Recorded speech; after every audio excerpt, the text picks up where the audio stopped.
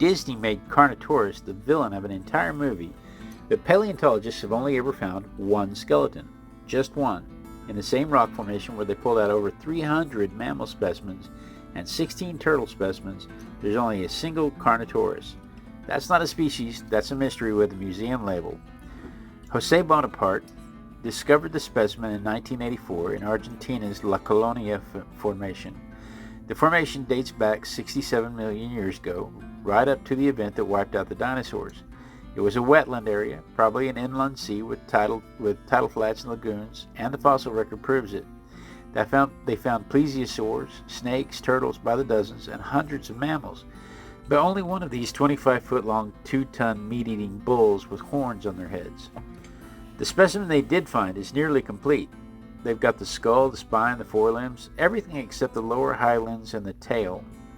And what they found is bizarre.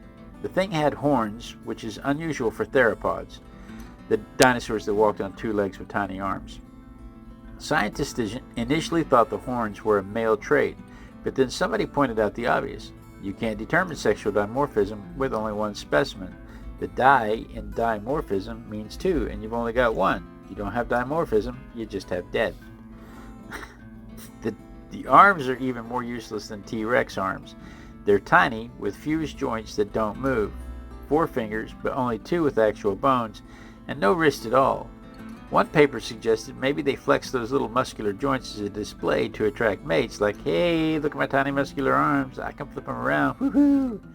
But that's speculation. What's not speculation is the tail muscle. The conofemoralis muscle controls the tail and hind limbs, and in Carnotaurus it made up 15% of total body weight. That's 245 to 302 pounds of muscle per leg. They have the largest muscle insertion points and the largest flanges for muscle attachment of any animal ever found.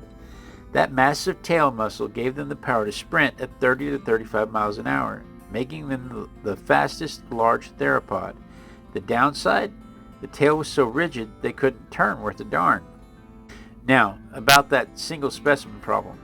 Carnivores are naturally rare because they need huge territories. A lion requires 8 to 150 square miles of hunting land, depending on prey availability. And there's roughly 1 lion for every 100 wildebeest. If you apply that math to the La Colonia Formation, maybe the paleontologists just need to dig a few miles over and they'll find more. Maybe this one specimen represents hunting grounds rather than a habitat.